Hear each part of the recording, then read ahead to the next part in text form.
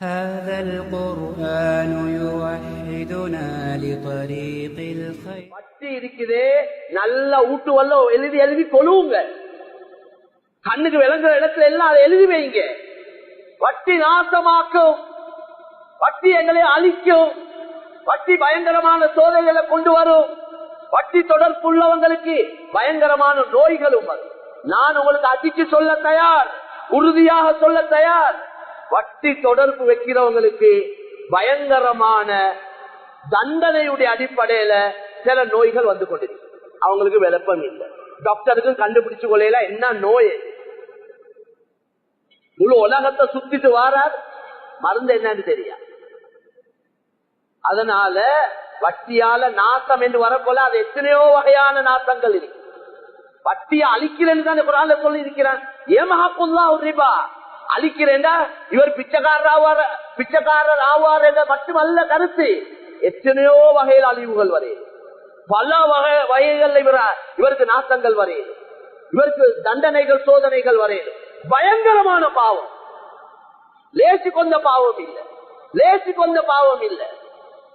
ஜினாவை விட, குடிய விட, ஏனைய பாவங்களை விட மேலான சவால்களே பயங்கரமான ஒரு பாவம் வட்டி தொடரும். அதனால அல்லாஹ் பிடிக்க ஆரம்பிச்சா முழு துனியாவும் சேர்ந்து என்னைய பாதுகாக்கலாம். அல்லாஹ் என்னைய பிடிக்க நாடிட்டானேண்டா முழு உலகமும் சேர்ந்து அல்லாட பிடியில இருந்து என்னைய விடுவிக்க இயலாது, பாதுகாக்க இயலாது. ரொம்ப தெளிவான விஷயம். அதே போல நல்ல விளங்க வேண்டிய விஷயம், ஜகாத் கடமையான மக்கள் ஜகாத்தை தனியா கணக்கு பார்த்து உரியவங்களுக்கு தகுதியானவங்களுக்கு தேடி பார்த்து ஒப்படைக்காம அந்த ஜகாத்தை வச்சு அவரு ரோல் அடிச்சு கொண்டு இருப்பாரேண்டா அவருக்கும் பயங்கரமான நோய்கள் வரும். நான் உங்களுக்கு உறுதியாக சொல்றேன், இன்றைக்கு அப்படியா கொண்ட பலர்கள் சோதிக்க நோய்கள், தண்டனைகள். அது நோய் அல்லது, நோய் என்றா மருந்து இருக்கு, தண்டனை என்றா எங்க மருந்து இருக்கு?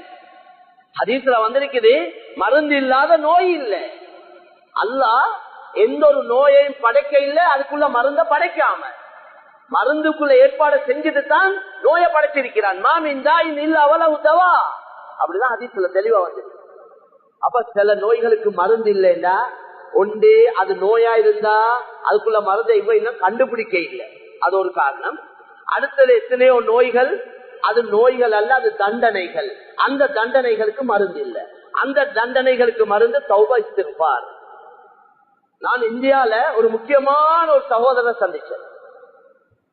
ஒரு சகோதரர் பெரிய ஃபேக்டரி வச்சிருக்கிறார், பெரிய பணக்காரர். அவருக்கு ஒரு வகையான வயிற்றுல நோய் ஒன்று, வருத்தம். அவர் எல்லா இடத்துலயும் மருந்து எடுத்து முடிச்சுட்டார். மருந்து அவருக்கு அந்த நோய் நின்றபாடு இல்லை.